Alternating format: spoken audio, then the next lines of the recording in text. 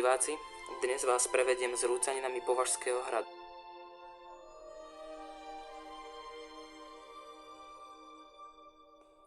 Ruiny hradu sa nachádzajú na skale nad mestskou časťou Považské podhradie.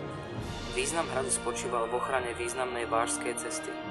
Meno dostal podľa riečky Bystrica, dnes známou pod menom Domanižanka. Iné dátovanie vzniku hradu pochádza z defenzívnej stratégie kráľa Bélu IV., ktorý ako ochranu svojho územia pred tureckými intervenciami Batu chána dáva postaviť sieť pevností. Súčasťou tejto siete bol pravdepodobne aj Považský hrad. Toto datovanie by výstavbu hradu presunulo do obdobia okolo roku 1242. Samotné osídlenie hradnej skaly je však omnoho staršie. Spája sa s púchovskou kultúrou.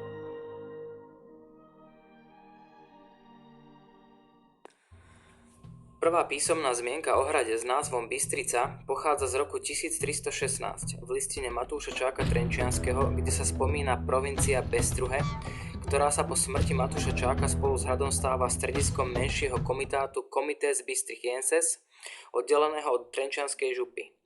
Hrad bol v tom čase už v správe krajinských sudcov.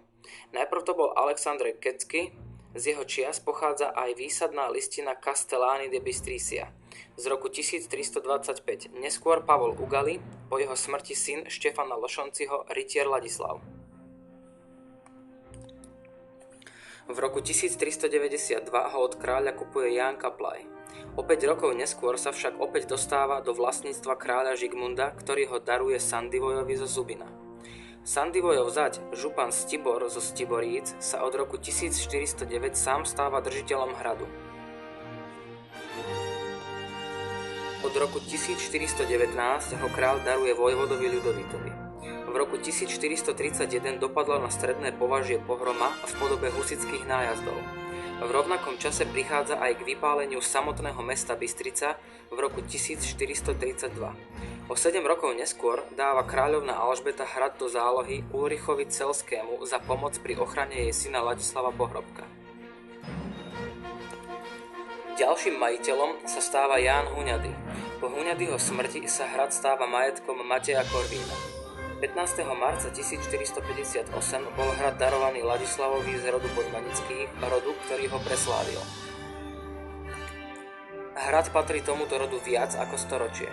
Je to obdobie prekvitania pánstva Bystrica.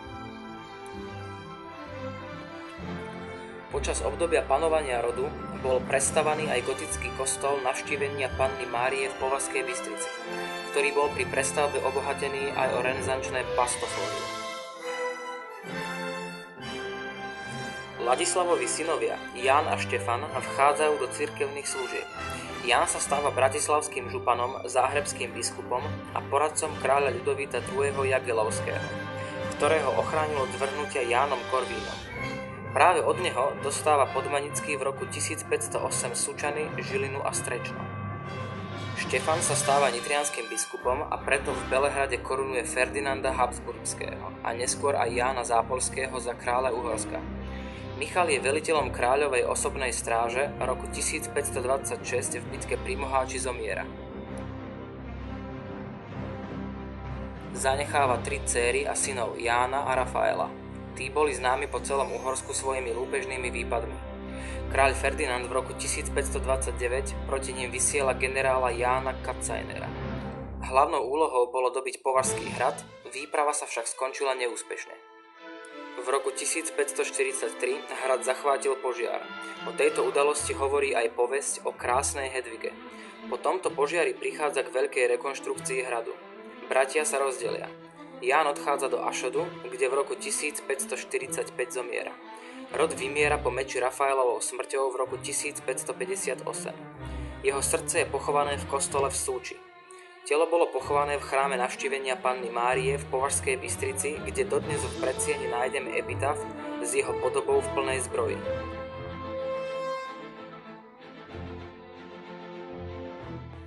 Tento epitaf spolu s listinou Artikuli Podmanickáni dokladá výsadné použitie slovenčiny na území mesta v časoch vlády Podmanických.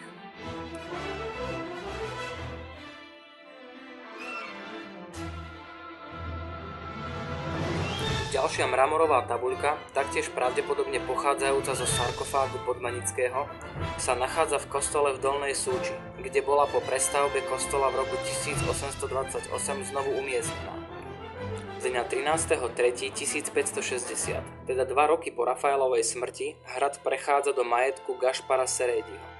Doklad o jeho spravovaní hradu bol viditeľný ešte za čias spisovateľa Medňanského.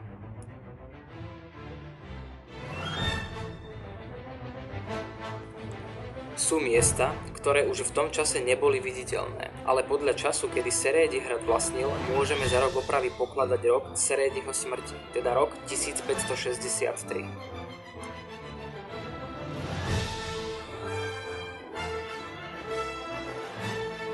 Významnému rodu Balašovcov patrí pánstvo až do roku 1860. Obdobie ich vlády bolo svedkom mnohých nepokojov spôsobujúcich, že hrad sa často stával úložiskom mnohých cenností. Obdobie bolo bohaté i na rozkoly medzi samotnými Balašovcami. Hrad si počas svojej vlády viackrát rozdelili. Ich zásluhou boli vybudované 3 kaštiele, jeden v nedalekom Orlovom, ďalšie 2 priamo pod hradom. Menší z nich, zvaný Burg, bol postavený v roku 1631.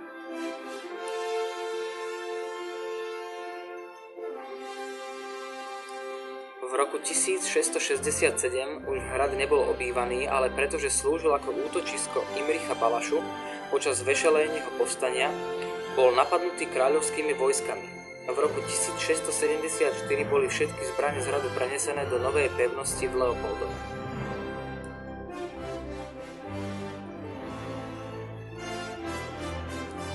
V roku 1681 sa tentokrát iný člen rodu Balašovcov, Adam, zapája do povstania proti kráľovi, čo vyústilo až ku konfiškácii jeho majetkov v roku 1689. Z tohto roku pochádza aj posledná správa o hrade, ten však ešte nebol ruinou. V roku 1698 bol hrad, aby sa už viac nestal útočiskom povstalcov, zničený vojskami cisára Leopolda I. Torzo hradu však aj napriek tomu poslúžilo ako útočisko Gabrielovi Balašovi a jeho rodine počas povstania Františka II. Rákoci. Hrad aj napriek konfiškácii zostáva z časti v rukách Balašovcov. Od roku 1701 sa však s ním delí s barónom Petrom Sáparim, ktorý ju dostáva od kráľa za svoje zásluhy. Jeho syn Peter tieto 2 rody spojí svojim sobášom s dcerou Gabriel. V roku 1728 dáva Peter Sápari postaviť barokovú kaplnku svätej Heleny na dnešnom sídlisku Rozkvet. V roku 1808 navštívil hrad Alojz Medňansky. Na konci 19. storočia, ako následok vplyvu romantizmu v Európe a nasledovného vzniku Uhorskej komisie pre pamiatky, navštívil hrad Jozef Koňoky, poverený úlohou spísať všetky uhorské historické pamiatky, aby vytvoril opis hradu. V roku 1919 hrad získal klub československých turistov, neskôr premenovaný na klub slovenských turistov, ktorý v rokoch 1935 až 1936 vykonal niekoľko zabezpečovacích prác na hrade. V roku 2006 hrad kúpilo mesto Považská Bystrica. Spolu so Združením hradu Bystrica sa snaží o vykonanie nevyhnutných prác na hrade. Najstaršou časťou hradu bola väža, stojaca na najvyššom bode brala, a gotický palác. Veľké predhradie oválneho tvaru obklopoval hradný múr, ktorý chránili zo severovýchodu 2 hranolové veže. Prístupová cesta vedúca na hrad zo severovýchodu je v teréne dodnes viditeľná. Vstupnú bránu chránila hranolová väža s barbakanom. Čiastočne sa zachovali múry paláca, veží a opevnenia. Na paláci sú viditeľné otvory okien, miestami so zachovanými renesančnými rímsami. Z bývalých hospodárskych budov postavených na nádvorí sú viditeľné len časti múrov, prípadne ich základy. V niektorých priestoroch sú zvyšky renesančných klenieb. Prístup na hrad je možný cez Považské podhradie, miestnu časť Považskej Bystrice, asi 4 km na sever od centra mesta, na pravom brehu Váhu pod zrúcaninou hradu. Pôvodne bola obec sídlom hradných sluhov. V súčasnosti je hrad uzatvorený a vstup do jeho areálu je len na vlastné riziko.